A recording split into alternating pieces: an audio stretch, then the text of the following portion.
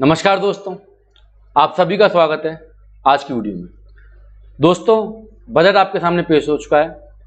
Budget से related जो भी की पॉइंट्स, की अपडेट्स हैं, आई होप कि वो आपने अलग अलग सोर्सेज से अभी तक ले ली होंगी।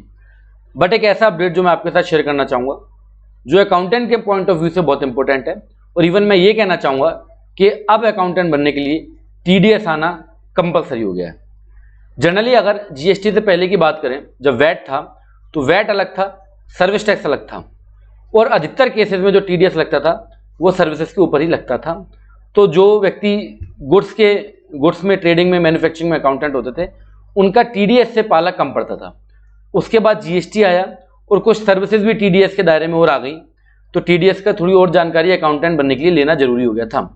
बट उसके बाद TDS on purchase of goods section 194Q and TCS on sale of goods 206C1H आया, जिसके कारण भी अकाउंटेंट को TDS सीखना बहुत जरूरी हो गया।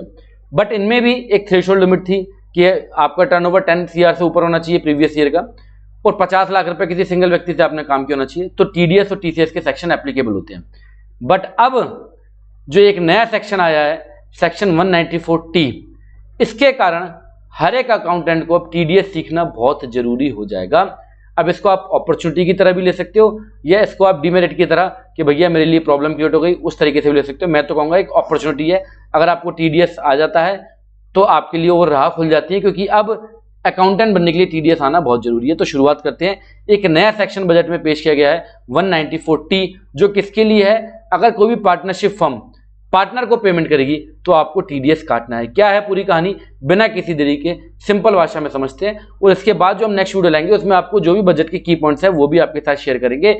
अभी जो है ये इंपॉर्टेंट जो वीडियोस थी वो मैंने सोचा कि आपके साथ पहले शेयर की जाए। तो नया सेक्शन 194T, कोई भी पार्टनरशिप फर्म अगर अपने पार्टनर को पेमेंट करेगी तो उसको TDS काटना है। कौन सा पेमेंट करेगी आगे देखते हैं, ठीक है। So applicability of section 194T, applicable किसके ऊपर है? पार्टनरशिप फर्म के ऊपर। This section of TDS applies to payment made to partner of a firm including salary, bonus, commission, interest और रेम्यूनरेशन।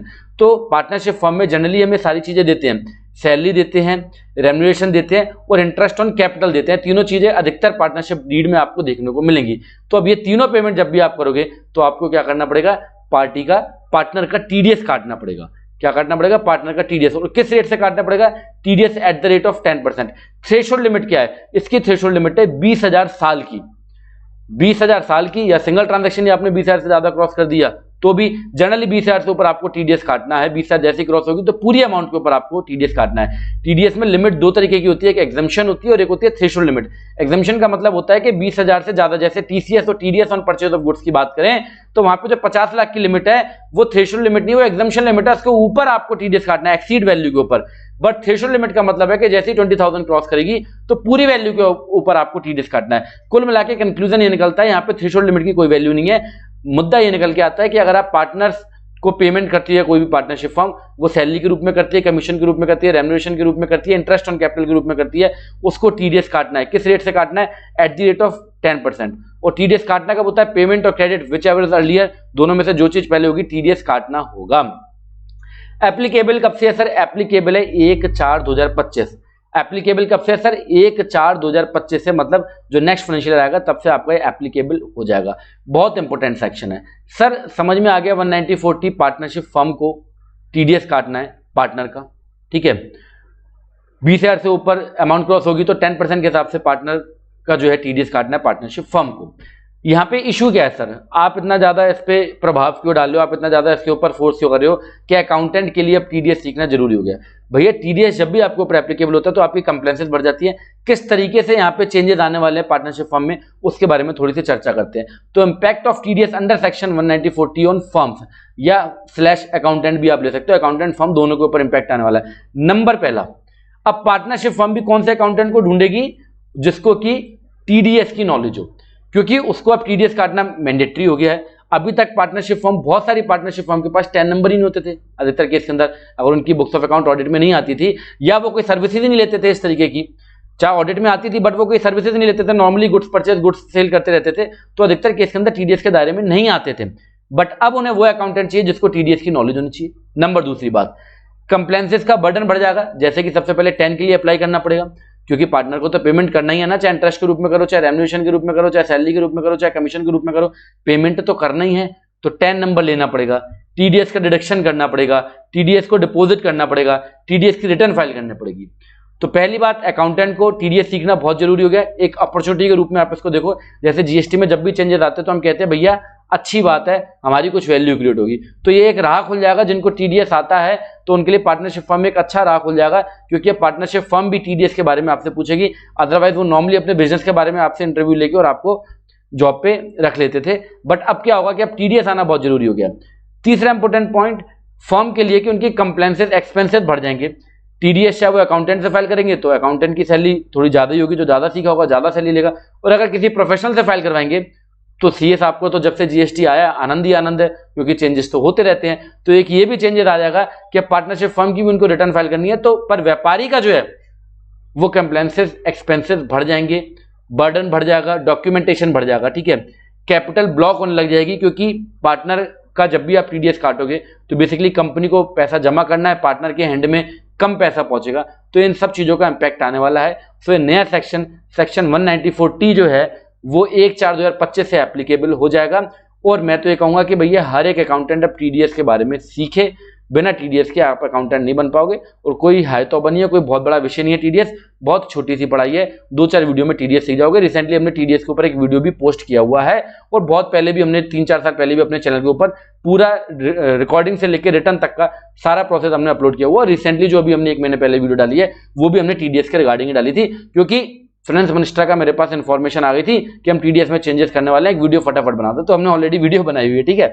सो अगली बात करते हैं, और भी टीडीएस के जो कुछ सेक्शन है उनमें रेट चेंजेस हुए हैं। जैसे कि पहला सेक्शन है सेक्शन 194D, बेसिकली ये इंश्योरेंस कंपनी के ऊपर एप्लीकेबल होता है। अब उन्हें 5% की जगह 2% टीडीएस काटना, और एप्लीकेबल कब से? 1/4/2025 से, ठीक है। दूसरा एक और इंपॉर्टेंट सेक्शन, सॉरी पहला था 194D, गलत पड़ गया, payment of insurance commission case of other than company, ठीक है।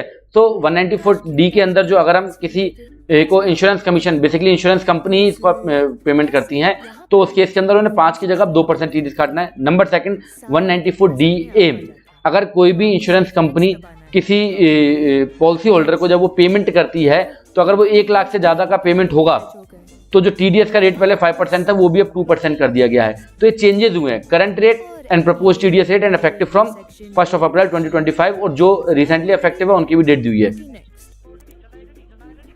सो 194G, commission on sale of lottery tickets, यहां पे भी 5% की जगह 2% हो गया है।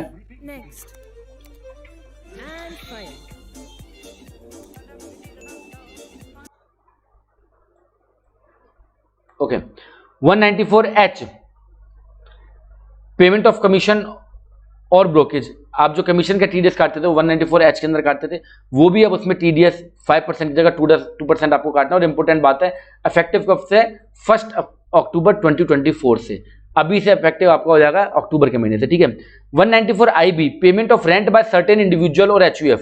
194IB के अंदर क्या होता है कि बेसिकली जिसके पास 10 नंबर नहीं है और वो 50,000 से ज्यादा किसी को अगर पेमेंट कर रहा है, जिसके पास 10 नंबर नहीं है, जिसकी बुक्स ऑफ अकाउंट ऑडिट नहीं होती है, कोई इंडिविजुअल जब किसी को पेमेंट कर रहा है 50,000 से अबव पर मंथ का, अगर उसने कोई प्रॉपर्टी रेंट पे ली हुई है 50,000 पर मंथ का, अगर वो किसी को रेंट पेमेंट कर रहा है, तो 194IB के अंदर टीडीएस काटता था विदाउट हैविंग 10 नंबर, चाहे उसके पास 10 नंबर नहीं होता था तो भी। तो वहां भी जो रेट है वो 5% की जगह 2% कर दिया है। इफेक्टिव कब से? 1 अक्टूबर 2024 से। 194M, TDS on payment of resident contracts and professional, basically अगर कोई भी इंडिविजुअल जिसकी बुक्स ऑफ अकाउंट ऑडिट नहीं होती है, यहां ध्यान रखना है दोनों सेक्शन 194IB एंड 194M ये उनके ऊपर एप्लीकेबल थे जिनकी बुक्स ऑफ अकाउंट ऑडिट होती है। जनरली क्या होता है कि जिनका टर्नओवर 1 CR से अबव होता है गुड्स वाले केस में, और प्रोफेशनल वाले केस के अंदर जिनका टर्नओवर 50 लाख से अबव होता है, वो टीडीएस के दायरे में आते हैं, वो 10 नंबर लेते हैं और टीडीएस डायरेक्ट करते हैं। बट जो इस दायरे में नहीं आते हैं, जिनका टर्नओवर 1 CR और रेस्पेक्टिवली 50 लाख से बिलो है, उनके ऊपर ये 2 सेक्शन एप्लीकेबल होते हैं, 194IB एंड 194M। तो 194IB अगर कोई व्यक्ति 50,000 से ज्यादा पर मंथ का टीडीएस 50,000 से ज्यादा पर मंथ का रेंट किसी को पे करता है तो उसको टीडीएस काटना होता है 5% का। अब वो जो न्यू रेट हो जाएंगे वो 2% है। और 194M के अकॉर्डिंगली अगर कोई भी इंडिविजुअल कोई अपनी प्रॉपर्टी का कंस्ट्रक्शन में या किसी प्रोफेशनल को 50 लाख से ज्यादा सालाना पेमेंट करता है, 50 लाख से अबव, सालाना पेमेंट करता है तो वो TDS 5% काटता था as per section 194M, but वो भी अब रिवाइज करके 2% कर दिया गया। और एक और इंपॉर्टेंट चेंज जो कि हालांकि आपके ऊपर नहीं पड़ता, बहुत ज्यादा इंपैक्ट उसका, ई कॉमर्स ऑपरेटर जो कि सेक्शन 194O के अंदर TDS जो है डिडक्ट करते थे किसका, ई कॉमर्स सेलर का, अगर वो 5 लाख से ज्यादा की सेल उनके प्लेटफॉर्म पे करता था तो वो 1% का TDS डिडक्ट करते थे, अब वो 0.1% हो गया है। ठीक है, 0.1%। ये भी कब से इफेक्टिव है? 1 अक्टूबर 2024 से। सो आई होप आज का वीडियो आपको इंपॉर्टेंट लगा होगा। कुल मिला के मुद्दे की बात निकल के आती है कि अकाउंटेंट TDS पे थोड़ा सा फोकस करें, TDS सीखो, क्योंकि पार्टनरशिप फर्म के ऊपर TDS एप्लीकेबल है और प्रोप्राइटरशिप फर्म के और अपना प्राइवेट लिमिटेड के ऊपर तो वैसे ही आप जब भी कंपनी इनकॉर्पोरेट करते हो तो आप 10 नंबर लेते ही लेते हो। ठीक है, प्रोप्राइटरशिप फर्म के अंदर जब आपका टर्नओवर 1 CR से अबव हो जाता है तो आप 10 नंबर लेते हो। तो ओवरऑल सभी सिचुएशन के ऊपर अकाउंटेंट TDS को सीखे, अच्छी बात है, इसको अपॉर्चुनिटी की तरह लो और TDS सीख के अपनी सैलरियां बढ़वाओ और काम अच्छे से करो। तो ये वीडियो देखने के लिए आपका दिल से धन्यवाद। मिलते हैं नेक्स्ट वीडियो में, जो भी बजट के इंपॉर्टेंट अपडेट है किसके पॉइंट ऑफ व्यू से, अकाउंटेंट की निगाह से, वो आपके साथ शेयर करेंगे अगली वीडियो में। ये वीडियो देखने के लिए आपका दिल से धन्यवाद। Thank you.